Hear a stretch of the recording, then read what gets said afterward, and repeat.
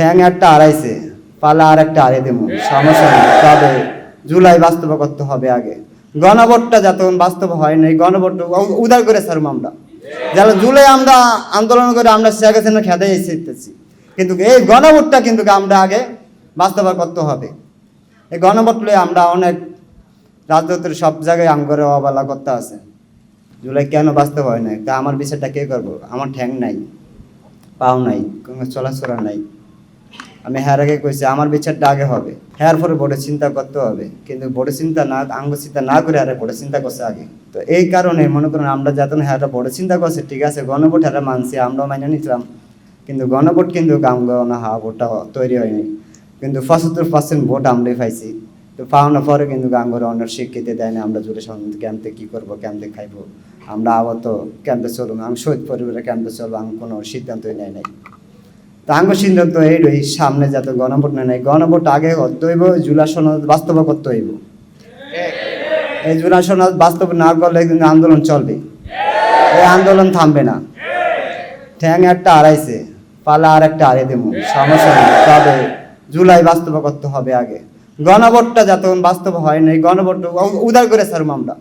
যারা জুলাই আমরা আন্দোলন করে আমরা শেখ হাসিনা খেতে এসেছি, কিন্তু এই গণভোটটা কিন্তু আমরা আগে বাস্তবায়ন করতে হবে।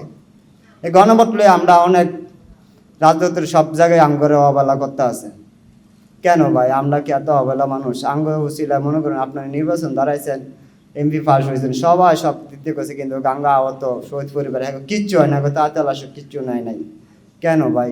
আমরা কেন আমরা তো হালা যাবো? কারণ আঙ্গ ভিত্তি দিয়ে আপনারা স্লোগান দেন, শহীদ পরিবার হলো, আহত পরিবার হলো, খালি স্লোগান দেন, কিন্তু আহত পরিবার হলো ইসলামে অনেক কিছু করতে পারেন নাই। আপনার সংসদে ফাঁস করতে পারেন নাই, সংসদে বইয়া থাকেন, আঙ্গ শহীদ পরিবার কথা কোনো কথা বলেন নাই, খালি আঙ্গ কথাই বলেন। আমরা ক্যাম্পে চলুম, ক্যাম্পে খাইবো, কি অবস্থা চলবো, কোনো সিদ্ধান্ত নেয় নাই। আঙ্গ এতই শহীদ পরিবার হয়েছে, কিন্তু কোনো ইসলামে কোনো বিচার হয় নাই। আঙ্গ আহতর ফঙ্গুত্ব যে এত বিচার হয়নি। কেন ভাই? আমরা কি আর বিচার পাবো না? এই বিচার আমি চাই।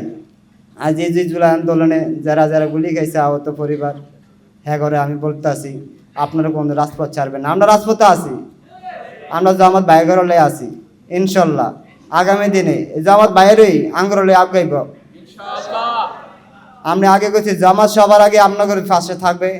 একেবারে 5 আগস্টের পর থেকে জামাত আঙ্গ ঘরে ঘরে যায়, ততালসে লয়, কেমন আছি, ক্যাম্পে খাই, ক্যাম্পে চলি। আমরা ফঙ্গু তো কমকে যাইতে পারি না, হ্যাঁ সাহায্য করে আঙ্গরে আমরা চলি। কি একটা অবস্থা, কি লিখে বিএনপির পক্ষ থেকে আঙ্গর ইসলামে কোনো জানানো হয় না, কোনো একটা অনুষ্ঠান জানানো হয় না, আমরা ক্যাম্পে কি করুম।